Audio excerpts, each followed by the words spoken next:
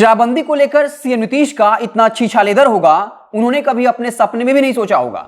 अब supreme court ने कई तल्ख सवाल पूछे हैं। बता दें कि सुप्रीम कोर्ट में इस वक्त शराबबंदी को लेकर सुनवाई हो रही है और इस दरमियान सुप्रीम कोर्ट ने बिहार सरकार से कई तल्ख सवाल पूछे हैं। इसके साथ ही बिहार सरकार को फटकार लगाई है। यह सवाल पूछा है कि जब आपने शराबबंदी कानून लागू किया था तो क्या आपने कोई अध्ययन किया था, क्या आपने कोई मसौदा तैयार किया था, या फिर यूं मन में आया और आपने शराबबंदी लागू कर दिया। अब इस सवाल का जवाब बिहार सरकार को देने होंगे। 8 मार्च को अगली सुनवाई होने वाली है और सुप्रीम कोर्ट में राज्य सरकार को यह बताना होगा कि शराबबंदी लागू करने से पहले क्या उन्होंने कोई अध्ययन किया था, क्या उन्होंने स्टडी किया था कि शराबबंदी लागू करने से किस तरह की परेशानियां आएंगी और उन परेशानियों के लिए राज्य सरकार ने क्या समाधान कर रखा था। आपको बता दें कि शराबबंदी को लेकर सीएम नीतीश भले ही अपनी पीठ थपथपाते रहे, लेकिन हर कोई जानता है कि बिहार में शराबबंदी की सच्चाई क्या है। और पिछले दफे भी सुप्रीम कोर्ट ने तल्ख ऐतराज जताया था और यह कह दिया कि शराबबंदी की वजह से हाई कोर्ट पर अतिरिक्त दबाव पड़ रहा है। शराबबंदी की वजह से कई संगीन अपराध के मामले की सुनवाई नहीं हो पा रही है।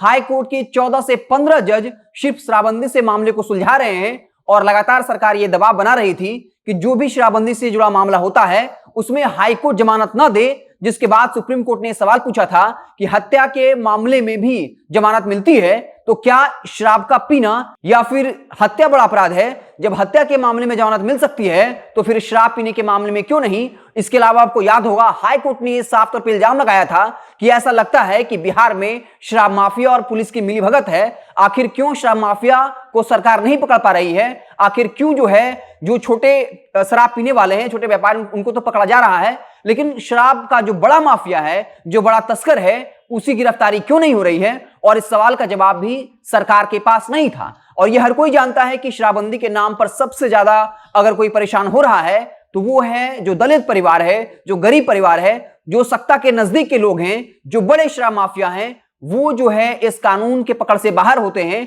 और अवैध धंधा खड़ा करके लाखों करोड़ कमाया है। और साफ तौर पर इल्जाम लगता है कि यह पैसा सरकार के पास पहुंचता है। अगर नहीं पहुंचता होता तो बिहार में लाखों करोड़ का पैरेलल ब्लैक इकोनॉमी नहीं खड़ा होता।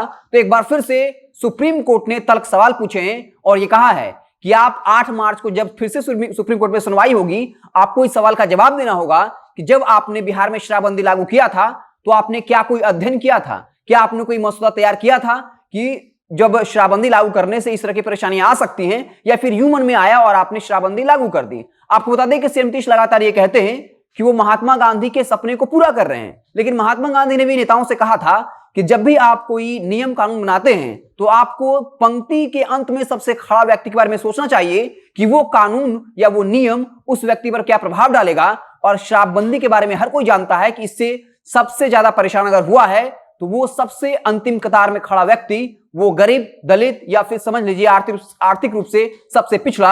लेकिन लगातार सीएम नीतीश एक के बाद एक फैसले लिए जा रहे हैं, इतने जिद्दी हो चले हैं कि अपने इस सनक को पूरा करने के लिए, इसे जायज ठहराने के लिए एक के बाद एक बड़े फैसले रहे हैं। और हाल ही में खबर आई कि अब बिहार पुलिस वो हेलीकॉप्टर से शराब ढूंढेगी। यहां अस्पताल में बिना एम्बुलेंस की वजह से लोगों की मौत हो जाती है।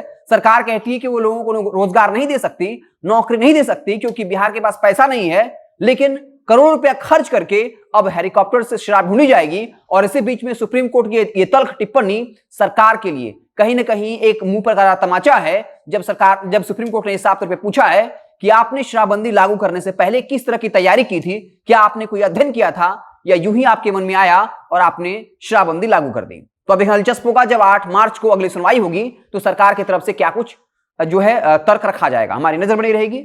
आप देखते रहें जनता जंक्शन। बहुत बहुत धन्यवाद।